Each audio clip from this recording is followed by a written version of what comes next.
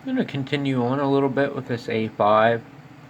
I've listened to this a little bit here in the past couple days. Um, my thoughts are kind of this. I was hoping there was going to be a good bit that I could do to this amp, but I'm kind of thinking this amp just doesn't have the foundation, the bottom building block that I need to go on. So with that in mind, I think we're just going to try to maybe do a couple more simple things to it, um, just to do something to it, without putting a lot of time and effort into it. So immediately, when I get an amp and I have a system A being over here and a system B coming over here, that just wreaks havoc with me. It always did. So I want system A laid out across the top and B laid out across the bottom. Since these are in absolutely perfect shape, I certainly don't want to take them out and put binding posts in and make a plate for it like I've done on some other amps. These things are great, so I want to preserve that. So I went ahead and rewired the back here. That's what I came up with. I could have pulled the wires and just simply flipped all the wires on the plug, rather than, cutting paths, but I don't know. This is the most confusing thing in the world to me, is when you try to flip these things, because you got so many things that are just going through your head, between A, B, left, right. It just turns into, oh my, what a mess.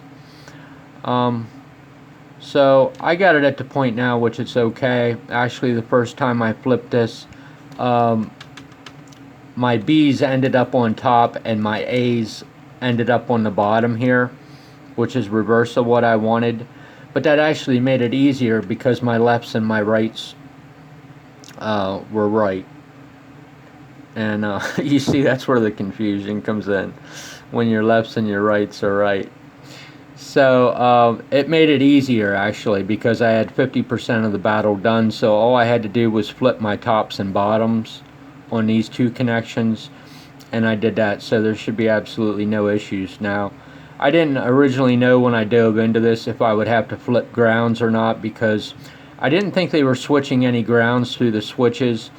I figured they were all tied common, and they are, so there was no issues there.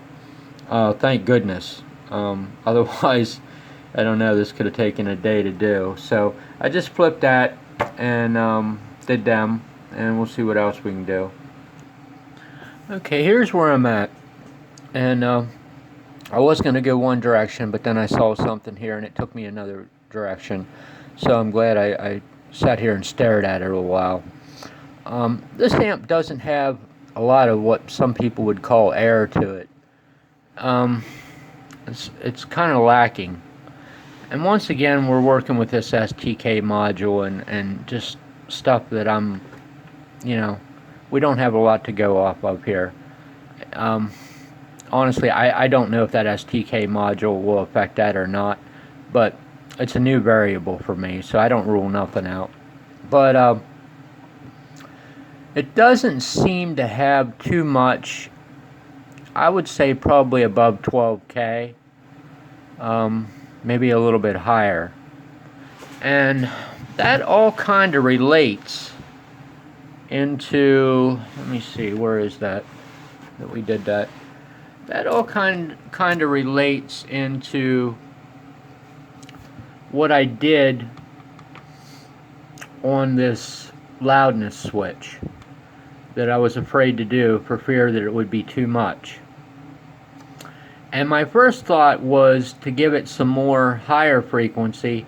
I was going to put something small across this network here. We tamed it down a little bit with this 4.7K resistor in series with the loudness cap for the treble, because my first assumption was it's probably going to be too much. but it didn't turn out to be. So I was going to just, without a resistor, shunt another small cap across it, but I'm not going to go down that road because I see something here that could very well be a bigger factor for that. And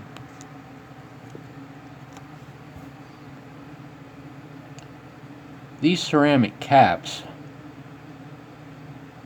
I hate to see a ceramic cap in there. Boy, that just rubs me the wrong way when I see a ceramic cap. And I don't know, I could be off here because I don't know if this is carrying a low pass or a high pass on that side. I'm thinking I'm just going to yank the tone board out of here and, just for science purposes, get these ceramics out of here. And it could do nothing, but it's got to do something. So that's what we're going to do. I think kind of what I was getting at is I don't know if these are carrying the top end of the treble or the bottom end of the treble. Or I could be viewing this completely wrong. And maybe that's why they have Mylars in for one half of it, but not for the other. I don't know, but getting these out of here has to make an improvement somewhere, but it may not be on the extreme top end. So to get the tone board out, all we got to do is flip this little clip up and pull that out of there to the LED display. And unfortunately, I don't think we can get this tone board out of there very far without tearing more apart. So this is about how much room we got to work with. Not a lot, but enough. So we'll just yank these two out. 0.6/8. So, just out of curiosity, I'm not sure which ones are the back ones, but okay.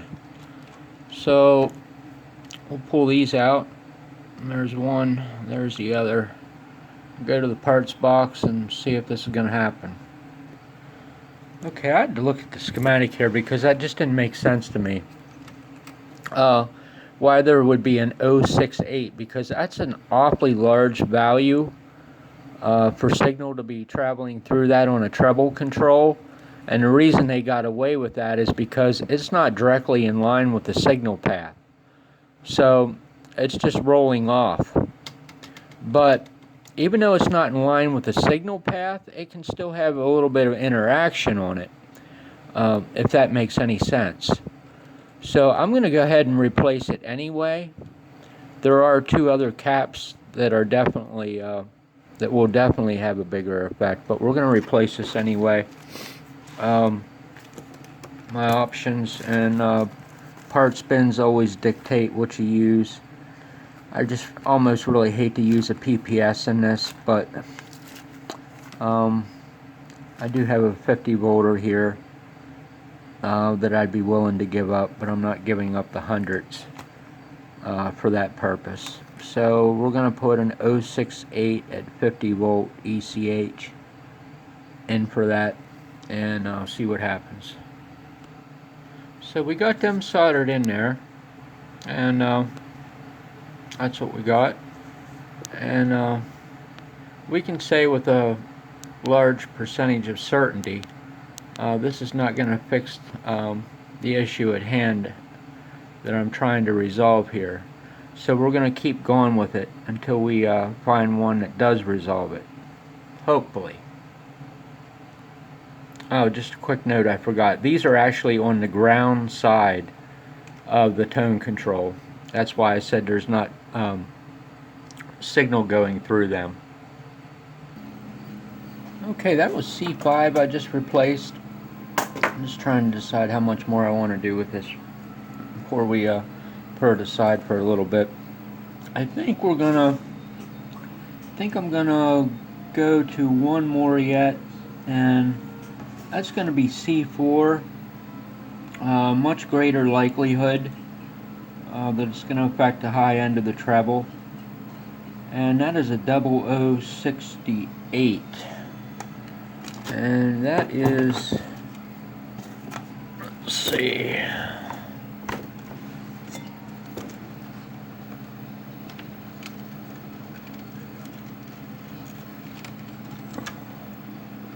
C4.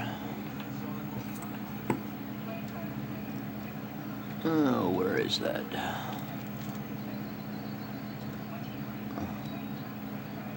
Oh, it's up front here. Okay. Right here. 0068s. They just weren't in the place where I expected them to be. Okay. So we're gonna do them. Okay, so those Mylars that are in there are pretty good, but we're gonna put a PPS in there, and we're not gonna use the 2%, so we're gonna use a 5% ECH, and go with that. Now it looks like we can span this distance on these, but this one we got a path underneath. Alright, so we got these 6800s in here, down here, and I think we're going to call it a pause on this and take some time to listen to it and see what improved where. There's going to be a couple other caps that we're likely going to replace, but we'll use this as a starting point. And we actually may just have to go back to the part that I didn't want to deal with the other day, and that would be the high pass on the loudness switch to perk it up a little bit. So that's where we're at. Appreciate you watching. Thank you so much. Have a wonderful day.